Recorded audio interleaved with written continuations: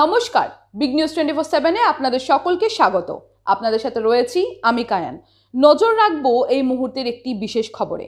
বহুদিন থেকে কবি কাজী নজরুল ইসলামের একটি আবক্ষ মূর্তি বহরমপুর সংলগ্ন কাঁদি বাস স্ট্যান্ডের কাছে একটি জায়গায় যত্নবিহীন অবস্থায় থাকায় বহরমপুরের নজরুল কমিটির সদস্যবৃন্দ সেই মূর্তিটিকে একটি বিশেষ জায়গায় স্থানান্তরিত করে নতুনভাবে প্রতিষ্ঠার কথা ভাবেন এবং রবিবার বহরমপুরের ব্যারাক স্কোয়ার ময়দান সংলগ্ন এলাকায় বিশেষ অনুষ্ঠানের মাধ্যমে আবক্ষ মূর্তিটি উন্মোচন করা হয়। আসুন দেখে নিই বিস্তারিত খবরটি।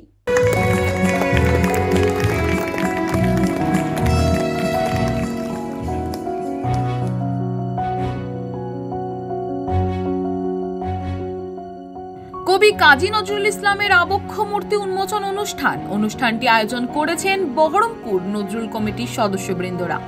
এই নজরুল কমিটি মূলত ৪৫ বছর ধরে বিদ্রোহী কবি নজরুল ইসলামের বিভিন্ন সঙ্গীতের মাধ্যমে মানুষের মন জয় করে আসছে এবং বহুদিন থেকে কবি নজরুল ইসলামের এই মূর্তিটি বহরমপুরের কাঁদি বাস স্ট্যান্ডের কাছে যত্নবিহীন অবস্থায় থাকায় বহরমপুর নজরুল কমিটির সদস্যবৃন্দরা এই মূর্তিটি নতুনভাবে যত্ন সহকারে আবারও প্রতিষ্ঠা করার কথা ভাবে এবং তারপরে রবিবার বিকেলে মুর্শিদাবাদ জেলার প্রাণকেন্দ্র শহর বহরমপুর ব্যারাক স্কোয়ার ময়দান সংলগ্ন এলাকায় একটি বিশেষ কর্মসূচির মাধ্যমে কবি নজরুল ইসলামের আবক্ষ মূর্তিটি উন্মোচন করেন। এদিনের এই কর্মসূচিতে উপস্থিত ছিলেন অতিরিক্ত জেলা শাসক মুর্শিদাবাদ, মহকুমা শাসক বহরমপুর সদর, বহরমপুর থানার ভারপ্রাপ্ত আধিকারিক ও বহরমপুর নজরুল কমিটির সভাপতি, সেক্রেটারি সহ সদস্যগণেরা, সাথে একাধিক বিশিষ্টজনেরা।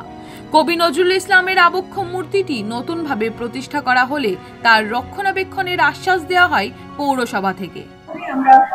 সারা ভারতবর্ষের মধ্যে একটা ঐতিহাসিক জেলা, পশ্চিমবঙ্গে তো বটেই।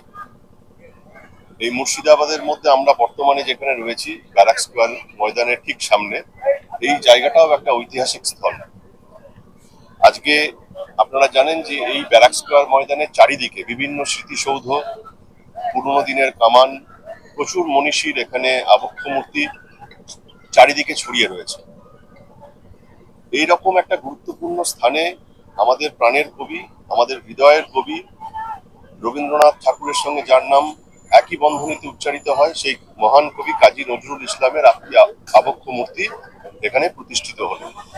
তাকে সম্মান জানাতে পেরে এবং আজকের এই মহান দিনের একটা সাক্ষী হতে পেরে আমি নিজেকে গর্বিত অনুভব করছি। আজকে আমার সঙ্গে এসডিও সাহেব রয়েছেন, আইসি সাহেব এসেছিলেন, তিনি কাজে গেছেন।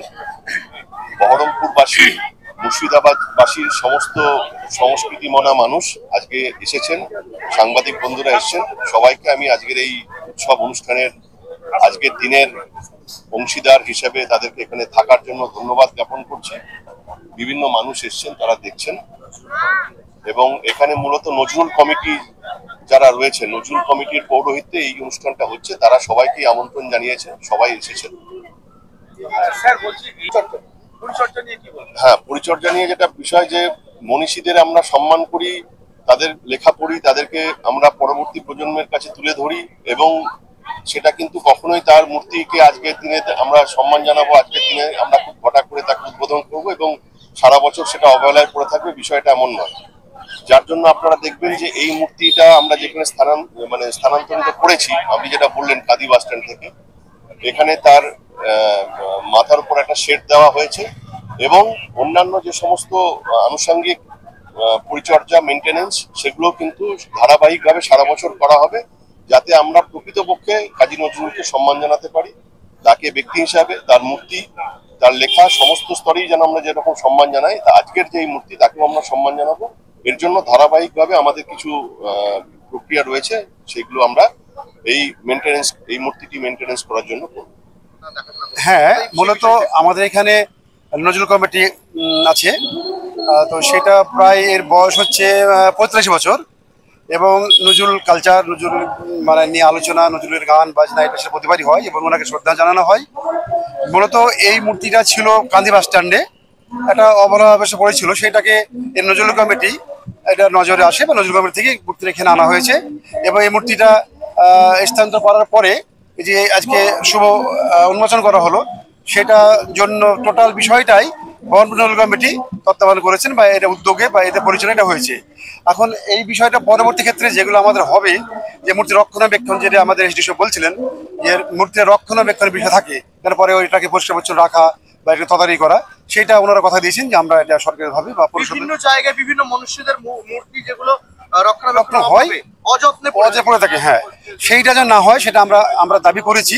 এবং পৌরসভা এবং আমাদের অ্যাডিশনাল ডিএম সাহেব বা আমাদের এডিএম সাহেব, এজো সাহেব, তারা বলেছেন যে না, এটাকে সেইভাবে পরিচর্যা করা হবে, নিয়মিত পরিচর্যা হবে, তারা বলেছেন। এখন আমরা এই নিয়ে আজকে উদ্বোধন হচ্ছে, এখানে আমাদের বিভিন্ন আধিকারিকরা আছেন, এই আর কি। মুর্শিদাবাদ জেলার বহরমপুর থেকে রফিকুল ইসলামের রিপোর্ট।